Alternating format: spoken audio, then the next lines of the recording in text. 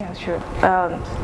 The issue of the Paris Fund, the Paris Club Refund, we know that it's to help governors, state governments to be able to pay off backlogs of salaries.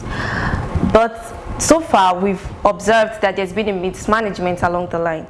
So from an economist's point of view, how do you think that we can ensure that this mismanagement somehow is stopped? You look at those states.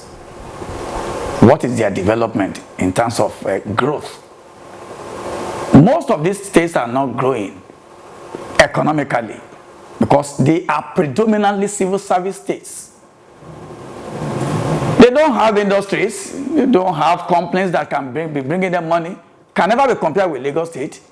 Lagos State, for example, have what we call Lake Rice, that is Lagos and Kebbi Rice. It's one of those things. How many states can do that? They can't afford to do that because we give them money, they lavish the money. They are so much egocentric, self-centered. They never think of other citizens that are living in there. Go to some of these states, you see the kind of life people are living there. I don't want to even mention states, but I just don't want to mention. I've been to a state, Southwest here, where some of the civil servants by the road, they will show you their ID cards. Say, please, we are working, so we did not pay us salary for the past 6 months, so please assist us. So civil servant turned to a beggar. And you are laughing and you call yourself a governor. That is bad. That is bad. It's inhuman. It's not acceptable. So as an economist, how do you think that we can put an end to this? Yes. First thing you look at, the area of corruption needs to be dealt with very well, without fear or favor.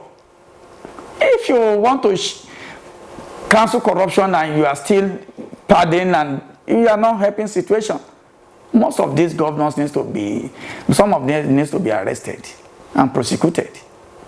I don't stand to be corrected. I don't stand to be corrected at all. Because they are the managers and they are mismanaging the money. Ask them every month. They should be giving the state how they spend the money. It's not their own money, for God's sake. It's meant for these people. So do they give it to them? The education sector is bad. The health sector is nothing to write home about. Talk of agriculture, zero. And this is what gave the Southwest money in those days. Cocoa. Look at Cocoa House in Ibadan. It was built with cocoa money. And then the first stadium in Nigeria, that is Liberty Stadium in Ibadan, by cocoa money. Talk of first television station, NTA Ibadan. First radio in Ibadan. Don't say I'm only mentioning Ibadan. That was the Western region. But at the same time, they use the money, and people see what they use the money for. The money they are collecting today can never be compared with the ratio of the money they collect that time. That time they may say they have a 20,000 naira. It's like billions. But today, see what they are talking, trillion. Somebody collecting 27 trillion naira. Trillion. My sister, 27 trillion can serve a country for 4 years. Then look at the number of the population we have. Let's say we have 180 or 190 in Nigeria. Give all of us 10 million naira. We still have trillions left there. And an individual swallowing that one. Do you think that the federal government needs to put a stop to the release of Paris Club Refund? It's not necessarily they put a stop there, but it needs to be checked and monitored. If I give you 30 naira, say, this 30 naira, in the next 2 weeks, I want to see how you spend that money. But I will give you instruction. This is where I want you to spend it. If you decide to spend it out of this, you'll be prosecuted. Then they'll be shaken. Finally, now that we're out of recession, what's next for the Nigerian economy? Yeah, the Nigerian economy will be booming.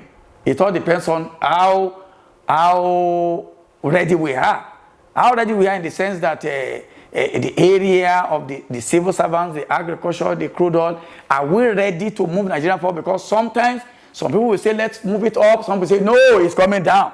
If those that are saying it's coming down are more than those that are taking it up, there's something will be going down because they will not be frustrating your effort. Nigeria needs to unite together. We should be our brother's keeper. By so doing, the economy will be booming. And if the economy is booming, all of us will really enjoy it, including our children. But if we decide to destroy the country, we are not only destroying the country, but we are destroying the life of the next 10 generations yet unborn. And they will never pray for us when they come.